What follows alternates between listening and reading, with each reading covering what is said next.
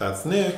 And that's Joseph. And today we're here to talk about West Side Story, the highly anticipated musical directed by Steven Spielberg, which is actually his first musical production, and a remake, of course, of the classic 1961 film directed by Robert Wise and Jerome Robbins. It is being released December 10th, 2021, courtesy of Fox, aka Walt Disney Pictures. I just saw a meme that says now that Walt Disney owns Fox, Peg Bundy is now a Disney princess from Married with Children. Mm-hmm. Okay, West Side Story, the movie from 61, is based on the musical from 57. Mm-hmm. I feel like if people like the musical, then they probably like the movie from 61, so they will like this movie. And the star of this story, or this musical or movie, is the music.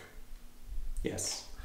Because it, as was the original stage adaptation, was an intentional remake of Shakespeare's Romeo and Juliet. So I guess to tell the basic story, it's set in the early 50s? The mid-50s. Mid-50s in New York, in this neighborhood. There are two sort of like rival gangs, the Jets and the Sharks. Mm-hmm. The Sharks are Puerto Ricans, and the Jets are like generic white guys, half of whom look like they belonged on the Jets or the Sharks, and then the other half look like John Mulaney to me. I think you mean just Riff, the lead of the Jets. No, there were like three of them that I thought. I think very distinctly, I think his name is Mike Faist. He looks a lot He like does, but there were two others who I thought also looked like him. The one who gets the nail through his ear. Sure. But anyway, they're at odds. Which is kind of silly because we find out in the beginning of the story that the neighborhood they're in is going to be demolished to build something called Lincoln Center, like a new development that will push all of these fools out. But somehow they're still fighting for this area. Okay, the leader of the Sharks is named Bernardo, played by David Alvarez. And the leader of the Jets is Riff, played by Mike Faist. Okay.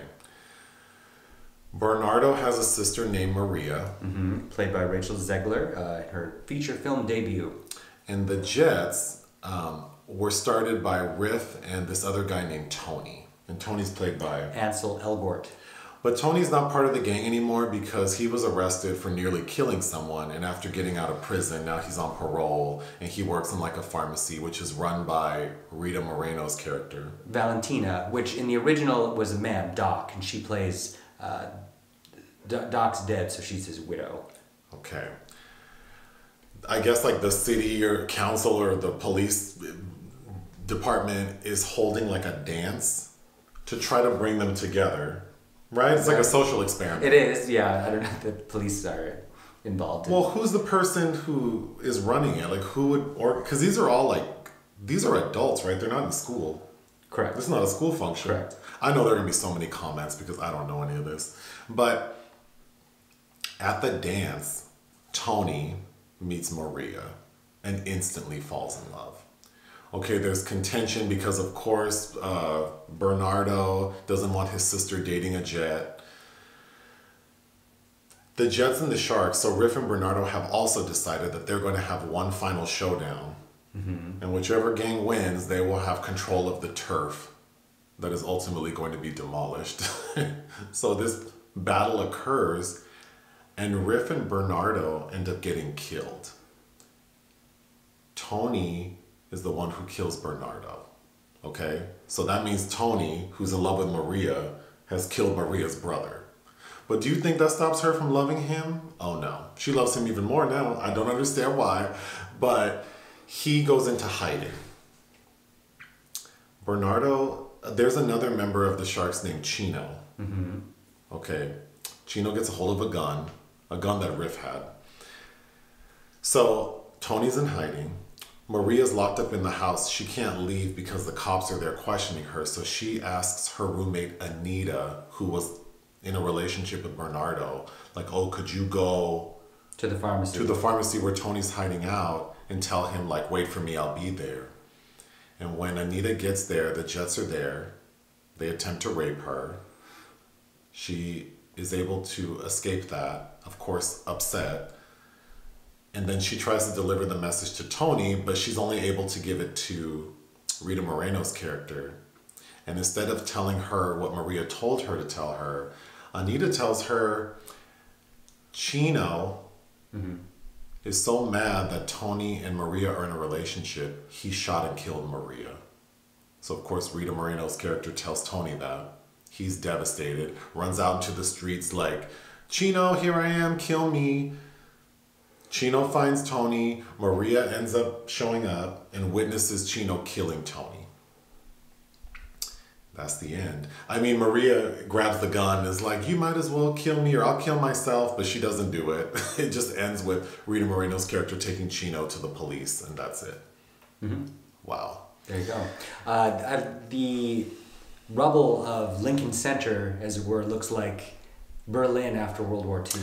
Okay, what did I like about this movie? It looks great. Yeah, it was shot by Janusz Kaminski, who of course famously lends Schindler's List, as well as Minority Report. It looks expensive. It looks great. Of course, the music is fantastic. And everybody, the principals are singing their own tracks this time.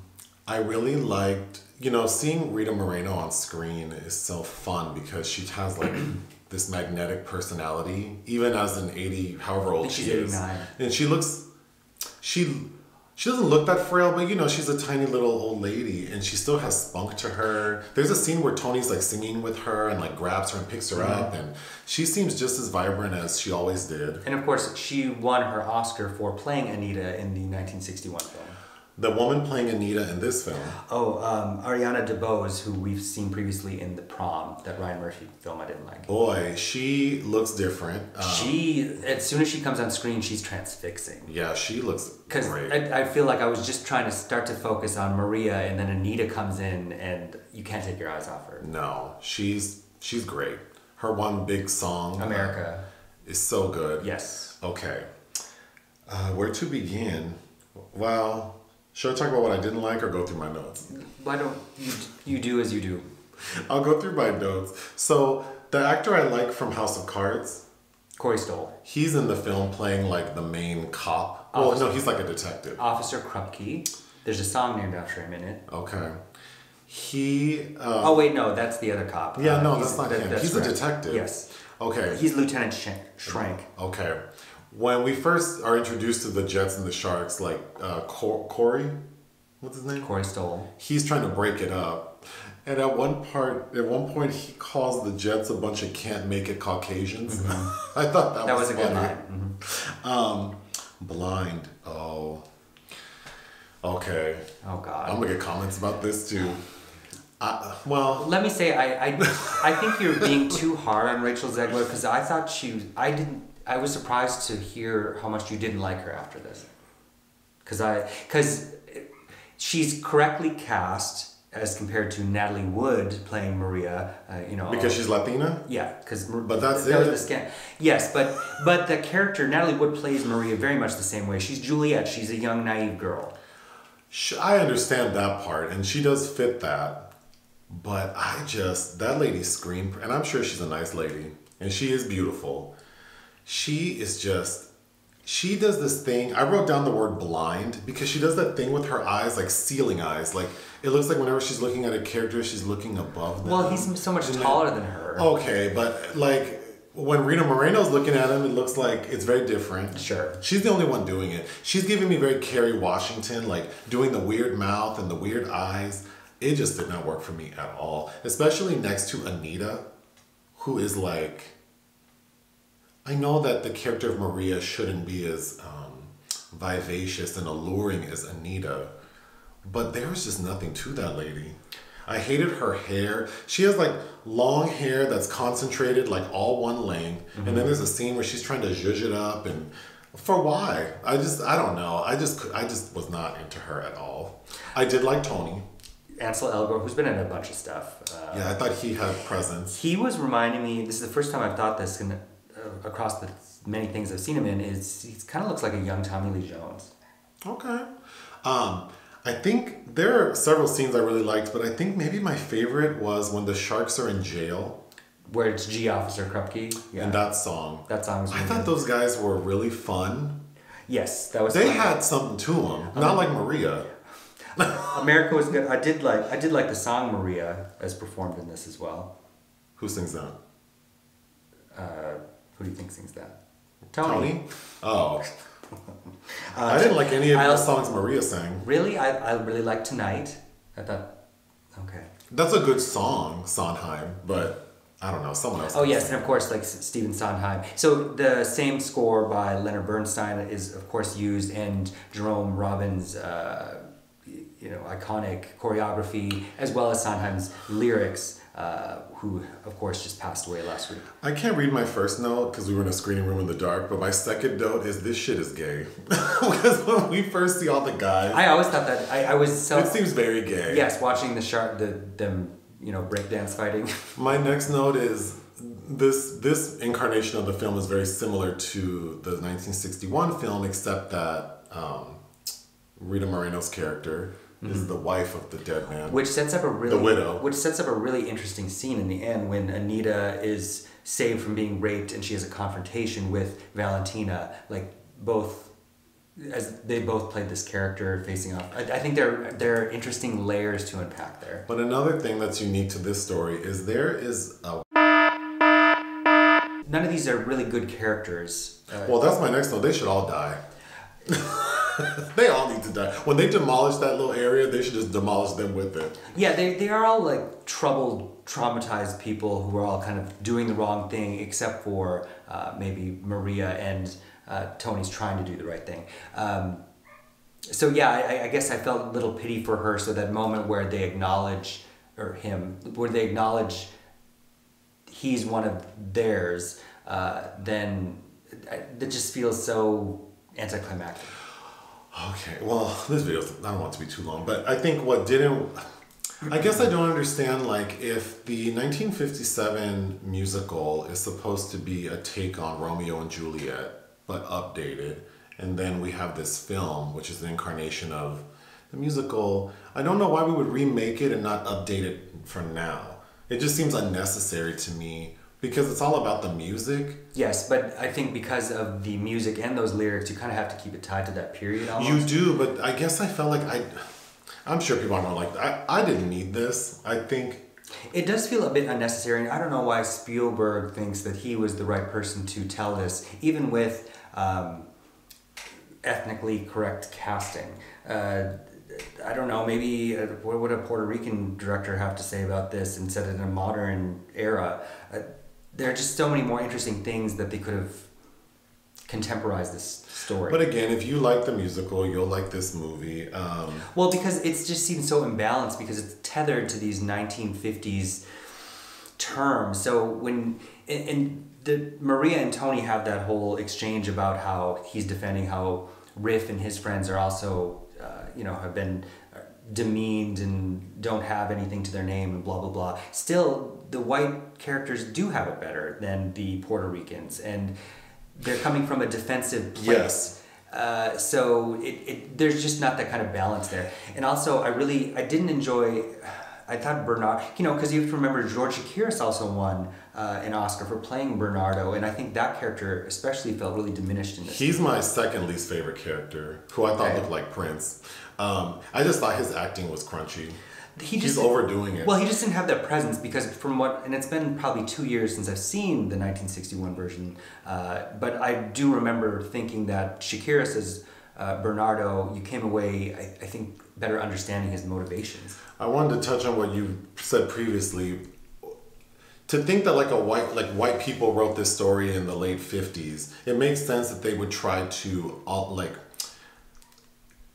they're pitting the Jets and the Sharks against each other like they're equals.